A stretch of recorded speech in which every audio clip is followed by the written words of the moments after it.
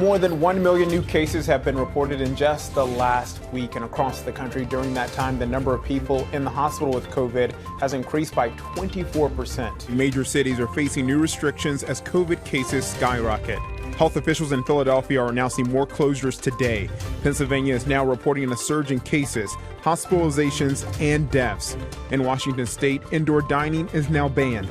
The governor is also cracking down on gatherings, including private parties. Indoor social gatherings with people from outside your home are prohibited unless they quarantine for 14 days. Michigan's governor issued a new emergency order Sunday, canceling in-person classes at schools and colleges and shutting down group classes at gyms, as well as casinos and movie theaters. The so-called 3-week pause begins Wednesday, but is already drawing criticism from one of President Trump's top health advisors. Dr. Scott Atlas responded to the announcement by tweeting, "The only way this stops is if people rise up." The tweet quickly slammed by critics, claiming it incites violence. Atlas denies he was suggesting any kind of violence. Meanwhile, in Texas, El Paso facing a dire situation. Coroners so overwhelmed by the influx of COVID victims that prison inmates are now helping move bodies into mobile morgues. In New York, officials outraged over scenes like this. Hundreds of people packed into an illegal warehouse party, a blatant violation of safety orders. The governor warns the months leading up to a vaccine will be the hardest. New York City and other cities are now facing new testing challenges and delays as travelers rush to get results before Thanksgiving. Just because you test negative doesn't mean that you might not be incubating or that you might even been exposed in the time that it took to get the test result back. Every social interaction carries a little bit of risk with it. Another successful vaccine trial, Moderna says early data suggests its COVID-19 vaccine is effective and that it will seek emergency use authorization from the FDA in the coming weeks. Secretary of Health and Human Services Alex Azar telling ABC News. Here we are 10 months from the date when this virus hit our shore, and we've got a second 90% plus effective vaccine for the American people. This is really a historic day, and we hope that because of Moderna and Pfizer's vaccines, which we've already been producing, to have enough by the end of December to vaccinate 20 million of our most vulnerable citizens. President Trump is abandoning a major part of his legal challenge in Pennsylvania. The Trump campaign is dropping a claim in the lawsuit that accuses officials of unlawfully blocking observers from watching ballot counting in Philadelphia and Pittsburgh. The setback comes after President Trump appeared to briefly acknowledge Biden's election victory, tweeting Sunday he won, but quickly adding, "I concede nothing," while continuing to spread unfounded claims about fraud. This weekend, thousands of Trump supporters flooded the streets of Washington, D.C.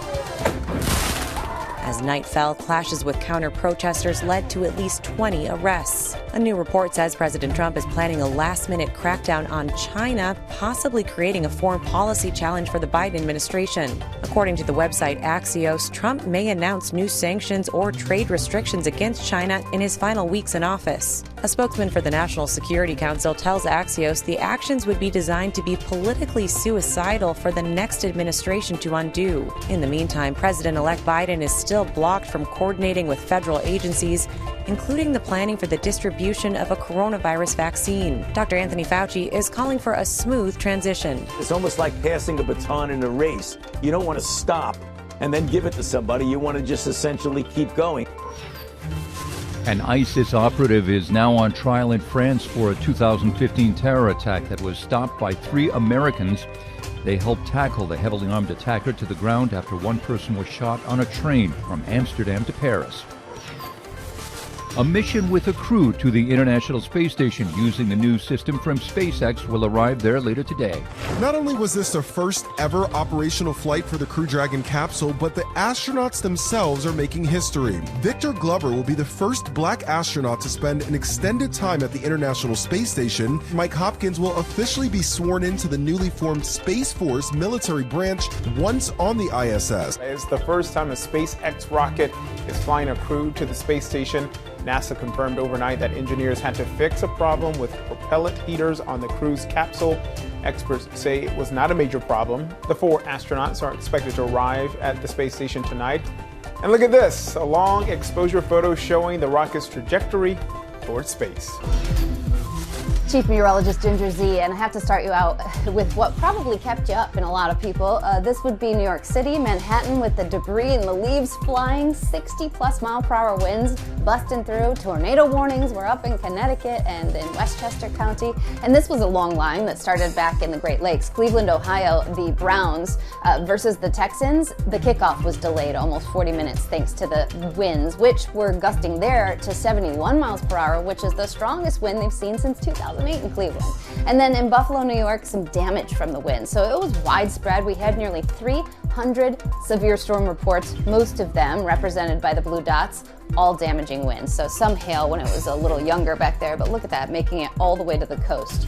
So that's gone, but we have to talk about the tropical weather. And unfortunately, Hurricane Iota, which was so strong this morning, it makes it the second major hurricane in November, which we've never done in recorded history. It also, Iota, has now tied with the latest, strongest hurricane back in 1999, which was named Lenny. And here's the really unfortunate part. This is just a tragedy waiting to happen. As it makes landfall today as a 4 or even close to a 5, it is about the surge of greater than 12 feet. It is really about the slower moving as it moves over some of those higher elevation areas.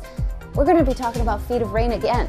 Weeks ago, we had Eta, right, hitting the same area. So Nicaragua, Honduras, Guatemala, Belize, all going to be on alert because this is coming through in the next couple of days. And unfortunately, it is super saturated. They've already seen landslides and plenty of deadly weather within the month. And now they're getting it again. That's all for today, and remember to subscribe to our channel, like and share it with your friends. Thanks for watching. Goodbye.